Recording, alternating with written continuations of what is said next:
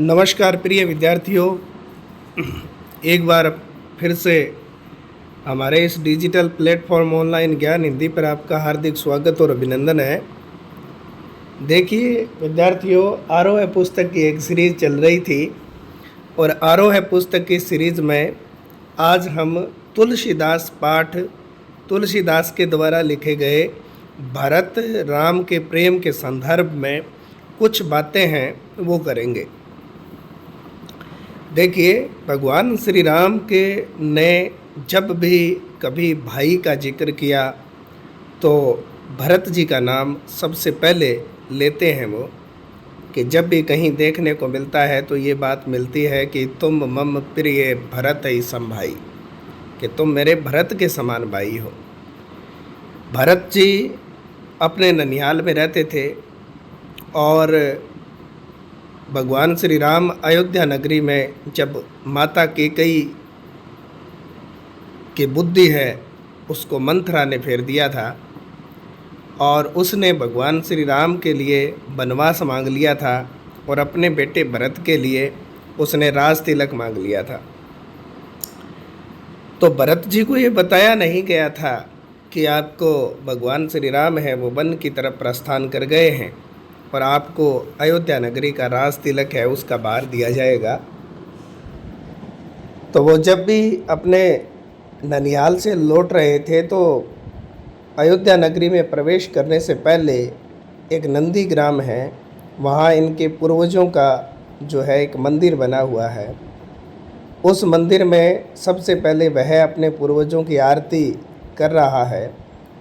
तो जैसे ही जो पुजारी है वो उनके हाथ में आरती की थाली देते हैं तो वह भरत जी हैं वो सबसे पहले पृथु, मानदाता, बलि, रतिदेव, अज, रघु, दिलीप, यहाँ तक आने के बाद में उसके बाद में आगे प्रतिमा उसने देखी कि राजा दशरथ की प्रतिमा लगी हुई है।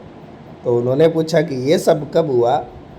तो उन्होंने कहा कि ये भगवान राम को वनवास होने के बाद में और दशरथ जी ने अपने प्राण त्याग दिए थे। तो भरत जी के हाथ से जो थाली है वो गिर जाती है और भगवान श्री राम वन की तरफ प्रस्थान कर जाते हैं। वहाँ से रोते हुए भरत जी, बिलखते हुए भरत जी और अपनी अयोध्या नगरी में आते हैं और आते ही सबसे पहले देखते हैं कि राम है वो घर पर नहीं है और वो पैदल ही नंगे पांव अपनी पत्नी सीता, छोटे भाई लक्ष्मण के साथ वो जंगल की तरफ प्रस्थान कर गए हैं। तो उन्हें बड़ा दुख हुआ और वो भगवान श्री राम को ढूंढते हुए पैदल ही बिना चप्पल धारण किए हुए और वन की तरफ प्रस्थान कर गए। तो यहाँ तुलसीदास जी की कुछ सुंदर पंक्तियाँ हैं कि कोमल चरण चलत बिनु पनहि, भई मृदु भूमि संकुची मन मन ही। कहते हैं कि भगवान भरत जी अपने कोमल चरणों से नंगे पांव ही पृथ्वी पर चलते हैं तो पृथ्वी स्वयं है वो संकुचाती है।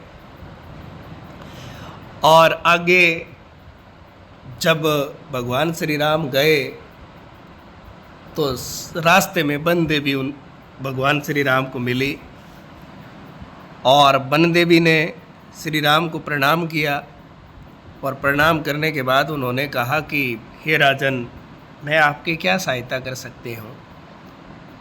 तो उसने कहा, भगवान श्री राम ने कहा कि मुझे और तो कोई ज़रूरत नहीं है, यानी मुझे किसी चीज़ की कोई आवश्यकता नहीं, लेकिन आप इतना काम मेरा ज़रूर कर दीजिएगा कि मैं जिस रास्ते पर आया उस रास्ते के कांटे आप साफ कर दें।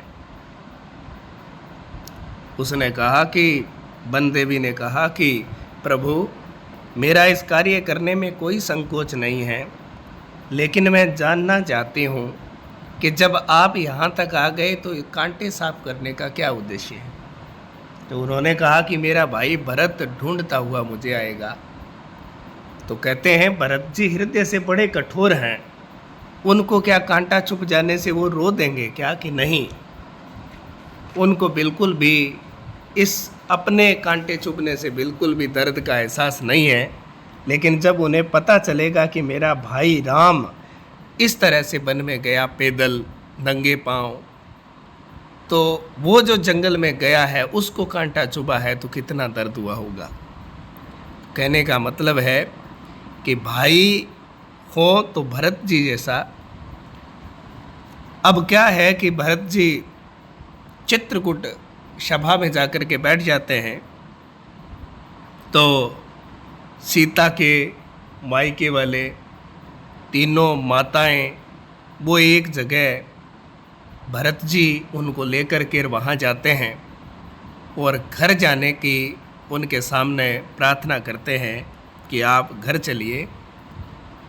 तो भगवान श्री राम सबको खाना वाना खिला देने के बाद में, पानी आदि पी लेने के बाद में, और सबको अपनी सभा में बिठाते हैं और कहते हैं क्या, तदनंतर बैठी सभा उठज के आगे, तदनंतर बैठी सभा उठज के आगे, नीले वितान के तले दीप बहु जागे, टकटकी लगाए नैन सुरों के थे वे, परिणामों उत्सुक उन भयातुरों के थे वे, वह चंद्रलोक था कहाँ चांदनी वैसी, प्रभु बोले गिरा गंभीर नीर नदी जैसी। अब भगवान श्री राम सभा में बैठे हुए उन भरत जी से पूछते हैं कि हाँ, आप लोग यहाँ क्यों आए, आपको मुझसे क्या चाहिए? तो भरत जी हैं भी, वो ये कहते हैं कि हे प्रभु, जब आप मुझसे ये कह रहे हैं कि आप मुझे अब क्या चाहिए, तो मुझे और तो कोई ज़रूरत नहीं, लेकिन इतना ज़रूर है कि आप अपना राज सिंहासन है उसको वापस ले लीजिएगा। तो भगवान उनको कहते हैं, हे भरत भद्र, हे भरत भद्र, अब कहो अभिषिप्त अपना, सब सजग हो गए भंग क्यों हुआ, भंग हुआ जो सपना। हे भरत भद्र, अब कहो अभिषिप्त अपना, सब सजग हो गए भंग हुआ जो सपना। अब भगवान श्री राम भरत जी से पूछते हैं कि हाँ भरत, अब बोलो आप मुझसे क्या चाहते हैं। तो देखें, सभा को ऐसे लगा कि जैसे वो अब तक एक सपना देख रहे थे और वो सपना उनका भंग हो गया, यानी अभी तक प्रभु ये जान ही नहीं पाए कि भरत जी हैं वो क्या चाहते हैं। तो भरत जी ने कहा कि अब मुझे और चाहिए क्या, मुझे तो सब कुछ मिल गया। कहने का मतलब दुख का साम्राज्य अयोध्या नगरी मुझे मिल गया, मेरे ऊपर तो कहने का मतलब अयोध्या का ताज है वो सजाया जाएगा। अच्छा, आप जंगल में निवास करते हैं किसके कारण? मेरे ही कारण, मेरी माता के कहे गए वचनों के कारण आप जंगल में निवास करते हैं। मेरी जो माता सीता है, जो बहुत अधिक सोना पहनती थी, आज रबर के बलकल पहने हुए हैं, वो किसके कारण हो? मेरे कारण ही। तो अब और मुझे क्या चाहिए? कहने का मतलब ये है कि भरत जी बड़े दुख में आ जाते हैं कि प्रभु आप भी अब आप जानना चाहते हैं कि मुझे अब क्या चाहिए। मुझे तो सिर्फ राम चाहिए, वही अयोध्या नगरी के राजा के रूप में। तो भरत जी दुख में कहते हैं कि हे आर्य रहा क्या भरत अभिषिक्त अब भी, हे आर्य रहा क्या भरत अभिषिप्त अब भी, मिल गया अकंटक राज्य उसे जब तब भी, पाया तुमने तरु तले अरण्य अंधेरा, रह गया अभिषिप्त शेष तदपि क्या मेरा। अब भरत जी हैं जब ये कहते हैं कि इसके अलावा मेरा अब क्या रह गया, मैं आपसे क्या मांग करूं। लेकिन मैं प्रभु आपको वहाँ जाने की सब लोग पुकार करते हैं। अब माता की कहीं भी ये चाहती है कि प्रभु जो मुझसे हुआ वो बहुत गलत हो गया, क्योंकि जब भगवान श्री राम बहुत छोटे बालक थे तो रात को अपनी माता की कई जो मंजली माँ थी उसका सौपन देखते थे और सौपन में उठ बैठे हो जाते थे तो माता कौशल्या उनको वापस उनको कैकेयी के कक्ष में पहुंचाती थी। इसके संदर्भ में तुलसीदास जी कहते हैं कि होने पर बहुधा अर्धरात्रि अंधेरी, होने पर बहुधा अर्धरात्रि अंधेरी, जीजी आकर करती पुकार थी मेरी। लो कुहू कुनी, ये कोयल, लो कुहू कुनी तेरा कूक राम ये जागा, निज मंजली माँ का सौपन देख उठ भागा।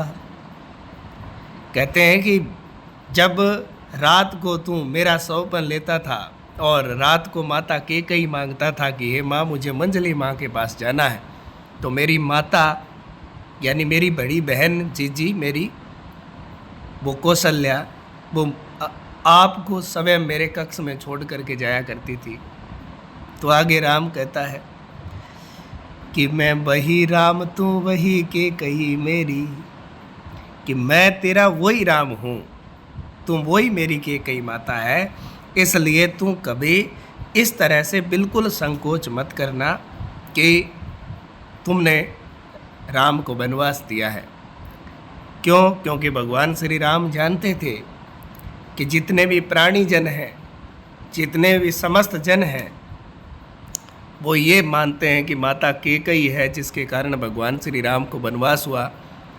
और भरत जी को भी संकोच है, भगवान श्री राम को भी संकोच है कि भरत जी जाने के बाद में अपनी माता से बात नहीं करेगा।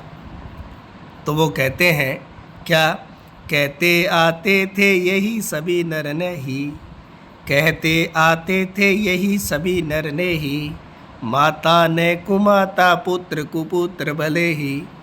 कहते हैं कि माता कभी कुमाता नहीं होती, पुत्र कुपुत्र हो सकता है, पर हाय आज ये सुने विरुद्ध विधाता, है पुत्र पुत्र ही बनी कुमाता माता। युग युग तक चलती रहे कठोर कहानी, थी रघुकुल में भी एक अभागिन रानी। थके मुझ पर त्रिलोक, थूके मुझ पर त्रिलोक के भले ही थूके, जो कोई जो कह सके क्यों चूके। लेकिन माता कैकेयी कहती थी कि छीने न भरत का किंतु मातृपद मुझसे, छीने न भरत का किंतु मातृपद मुझसे, हे राम दुहाई करूं और क्या तुझसे। कि हे राम मैं और क्या तुमसे दुआ करूं कि मेरी माँ होने का सौभाग्य है ये मेरे से भरत छीन न ले, यानी ये सौभाग्य मुझे ही मिलना चाहिए। तो कहते हैं इस संपूर्ण रामायण के संपूर्ण प्रकरण में भरत जी हैं जिनका कोई दोष नहीं है, वो बिल्कुल निर्दोष है, लेकिन फिर भी पश्चाताप कर रहे हैं, ये सबसे बड़ी बात है। तो भगवान श्री राम उनसे कहता है कि हे अम्ब तुम्हारा राम जानता है सब, इस कारण वह कुछ खेद मानता है कब। कि भगवान जो राम है तेरा राम वो सारी बातों को अच्छे तरीके से जानता है, तुमसे भरत के माता होने का हक है वो ही कोई छीन नहीं सकता।